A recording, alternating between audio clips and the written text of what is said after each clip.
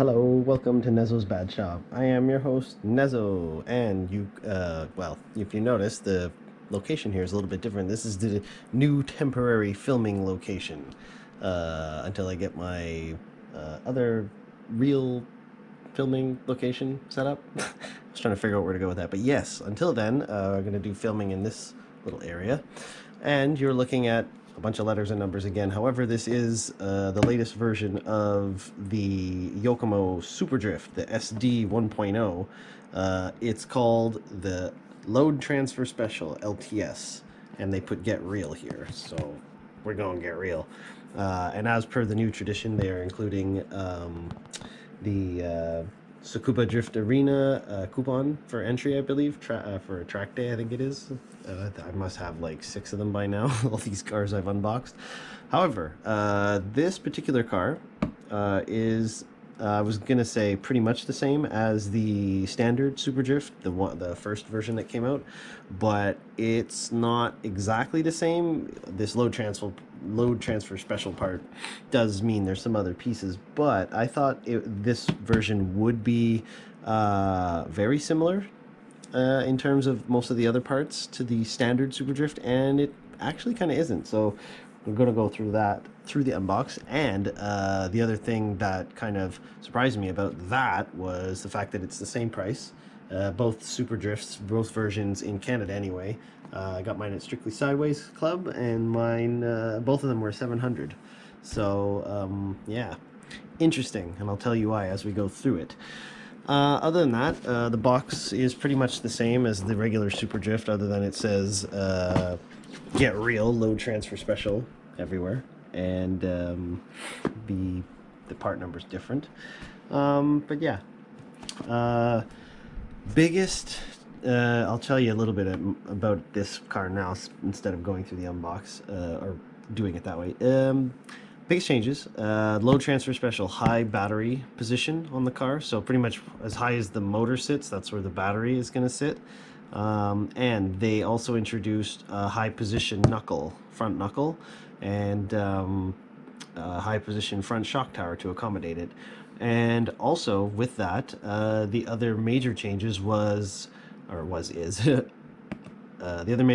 other major changes are the big bore shocks that are in the standard Super Drift are not in this car.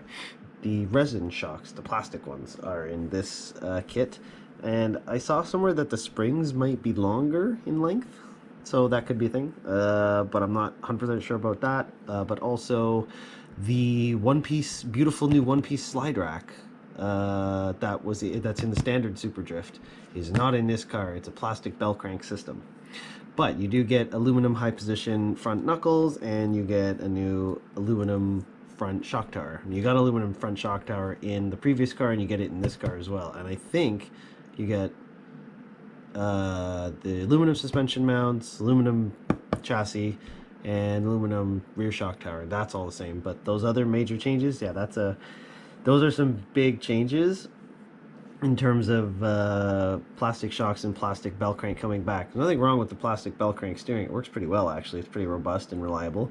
But the plastic shocks, in terms of the big bore's performance versus the plastic shock, yeah, that's quite a big difference there. So hopefully it works all right in this load transfer special. So let's stop staring at the box and just talking about features and cut it open and look at things, and we'll go from there. But with this being load transfer special, being basically this is a weight shift version. What this all means, if you've been wondering for the last few minutes what the heck that is, it's weight shift. So with the motor already sitting high position instead of low in the car, it sits high. The battery will sit right in front of it, also high, so you get this more pendulum effect as the car shifts weight, not just side to side, front to back as well, but particularly more side to side. And this has been a thing for a while in drift, mostly though on a sort of on the mod side, where we're making 3D print, or well, people have been making 3D print trays or jerry rigging trays or doing other things with parts and moving batteries up high or what have you. So I guess it's going to become more of a thing with production kits. So you know, we were doing back in like 2014, 15, 16 with 3D print stuff, but we're gonna open the box and we're gonna get real and do some load transferring specialing. Yeah, huge right there, so you can't miss it.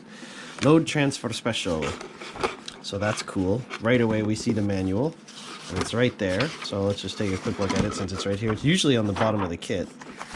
And of course, there will be a digest video coming. I'm gonna do some digest of some other cars, and I'll compare this to the standard drift manual after, because I don't know if I did a standard drift digest or not, but I'll have to do one. Anyways, it looks good. I'll be paying attention to everything for you guys, as per tradition. Yeah, those are standard shocks right there. I can tell 3-hole piston, and just the way it assembles too. Ooh, but O-ring, blue O-ring and plastic shock. Okay, I knew that we could already do that, but now to see that it's a standard blue item in plastic shocks, oh, okay.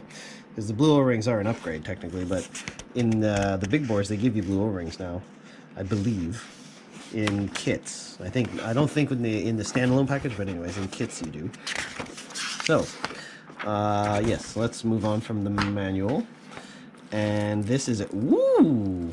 Okay, so now, finally, all of this is being packaged in a nice little... Oh, there's the coupon. There's the coupon for the mission.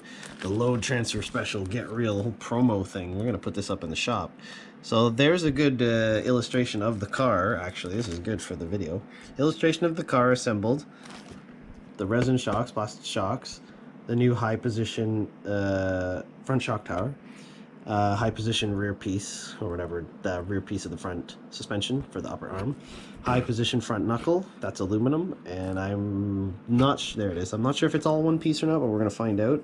It does, to me, I don't think it is, but it might be. I don't know, we're gonna find out. And there's the battery tray. The tray part is carbon, but everything else is plastic around it, and it sits right in front of the motor, which is high position. See how high it is in front of the shock tower. So, rear shock tower. So, that's a nice little thingy to put up in the shop, and there's all the option parts right there behind it. Well, things that you can get anyway. I'll open that after, but here we go, we're diving in. And as per the new lineage of cars, or the last year or so's worth of new cars, the traditional screw bag, which I don't like, but some people find this handy. But to me, it's just a little bit extra work, even though everything is sorted here by screw size. Per each step of the manual, you gotta find each screw, so it's just a little bit extra. But in the digest, I'll explain how to maximize this, so you don't have to dive in and out of the bags. So that's that. But all the screws are in there, so all the screws are in there. That's the screw bag. Sometimes I overlap myself. I've already said it. Sometimes the brain has to catch up to the conscience in the mouth and what have you. So, there's 3 major bags of parts. I'm just kind of feeling around what's in here. There's chassis down there. Well, we're going to pop these open and then go see what's in each.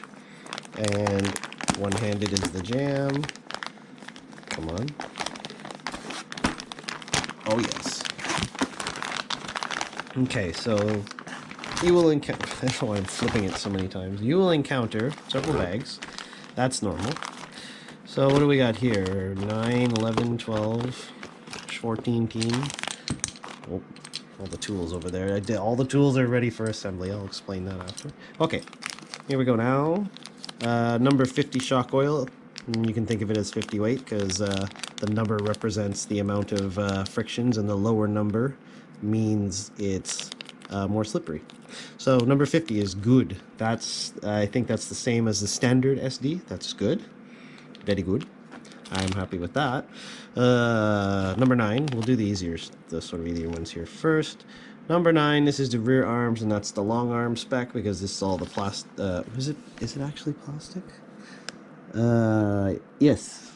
Well, we'll verify, but there's the plastic things. Actually, I'll have to compare. We'll do a car compare once I build the car as well. So, suspension mounts plastic.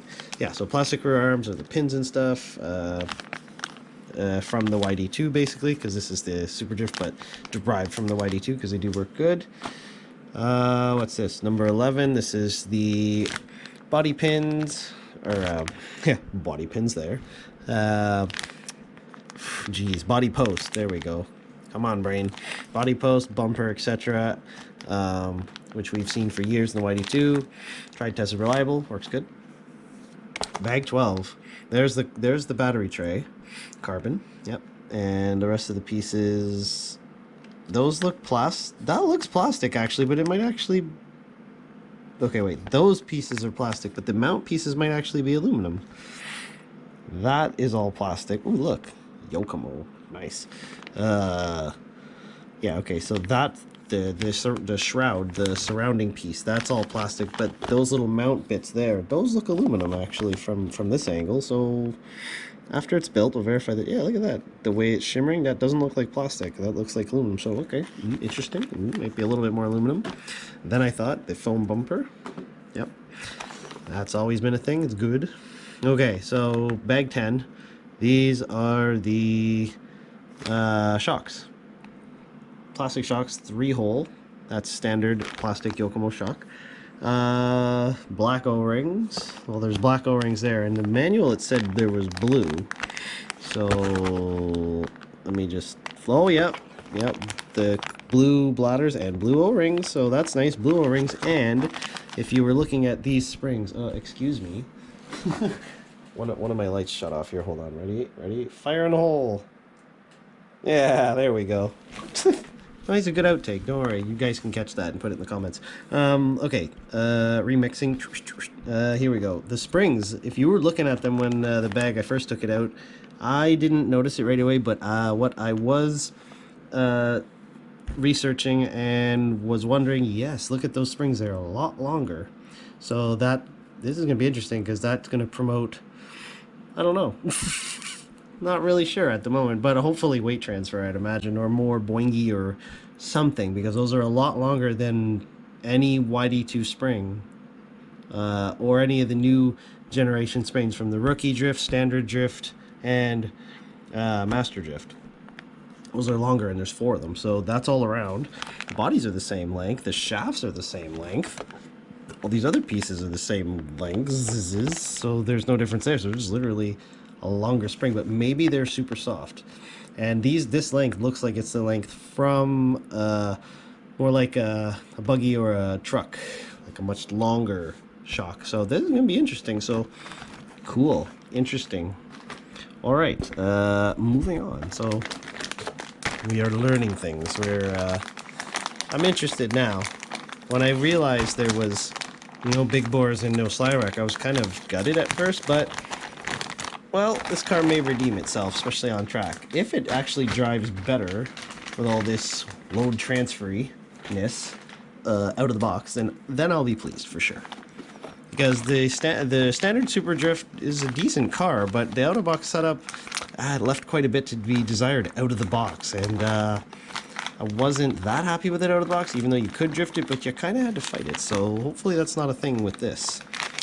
Alright, so let's go. What do we got here? We have, what's this? Bag 3. Bag 3, the diff, standard diff from like every YD2 or basic Yokomo. Out there, that's the one with the standard steel outdrive, and, diff fluid 7500. So that's interesting because every predecessor, the YD2 had 10,000 weight. I don't think any of them had 5,000. I've seen that in other cars, like Security 5s and stuff, MSTs. But 7,500, because that's interesting. So, okay, so some tunery is going on, some tinkering. Interesting. So, okay, good. So there's some changes. So that's a neat little note. Bag 5, servo horns. Those going back to the old school, but it works. Tried and true. Bag 2. This one's long. This has plastic knuckles and things. We won't be using those front ones because we have the aluminums right there. We will be probably using these rear ones because I don't think there's aluminum rear knuckles. But there might be... No, wait, sorry, that's the old E knuckle, so we're not using that, the older style. We'll be using the high position, which is right there in bag 8. We'll get to that in a second. But we, like the other SD car, the Super Drift, the standard Super Drift, we do get the 4.8 spec ball stud and cup. So that's nice. And there's not the slide rack. That is the plastic belt crank, which is tried, tested, and true. which has been in every YD2 since 2016. Good. Super Drift is going to make use of that. I know it'll work, so I'm not like bummed that it's in there. It's more just like, dang, we had something quite nice in the other car and now we don't. But we got other interesting things here. So bag 8, we are looking at the knuckles. So there's the knuckle, and it's a multi-piece like I thought. And there's the high position piece, so that bolts on, and it's a multi-piece front knuckle, but it's high position. And it looks like at first when I looked at this, I thought it was the older style aluminum knuckle from like version 1 days, but no, it looks like an S knuckle. It looks like the S knuckle positioning over here now, so that's good. I'll verify that later. Nose is a little bit runny, I don't know why. I'm trying to prevail here. Aluminum stoppers, that's nice. Drive shafts pre-assembled as always. Ball studs, wheel nuts, etc. Standard axle, whereas in the Super Drift, the standard Super Drift, I think we get the axle set. Because we don't get aluminum knuckle, but we get axle set, so that's a difference as well. Yeah, the nose is running and I don't know why. Bear with me. I might go blow it in a second. Yes, I need to blow it. Hang on. Leave this here.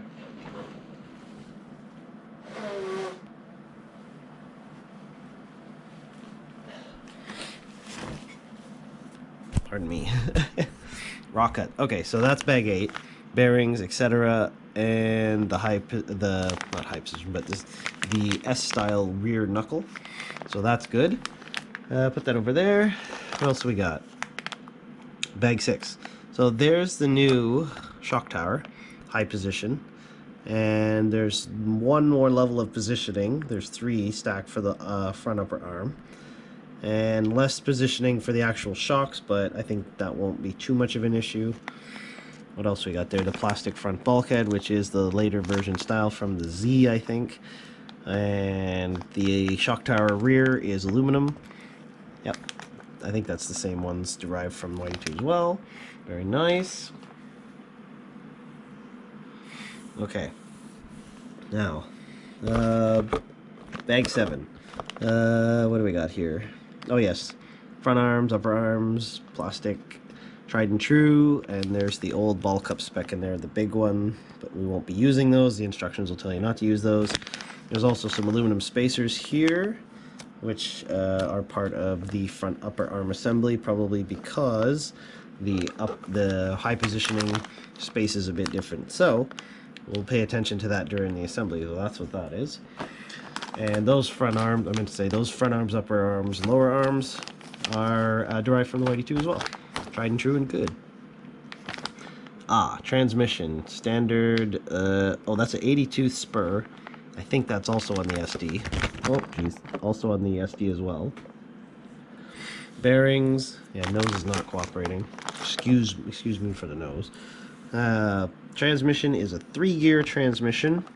Derived from the YD2Z, and has the quick release diff as well. Yep, right back there.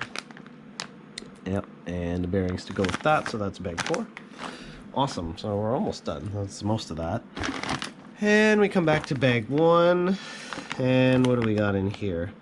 Yep, the suspension mounts, bulkhead, wheel hexes, other plastic bulkhead stuff which probably won't be used, middle chassis parts as well which may or may not be used, servo mounts which probably will be used, and plastic upper deck that will be used.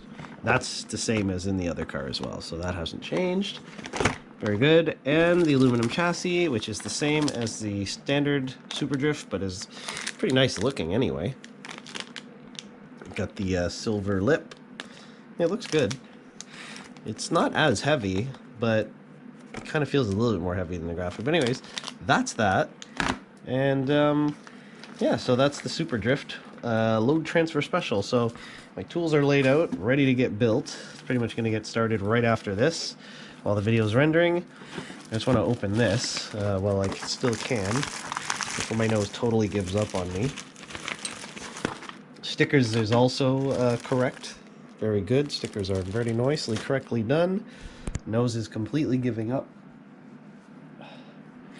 And there's the, I just wanted to show the option parts quickly. Can show this again later, but yes.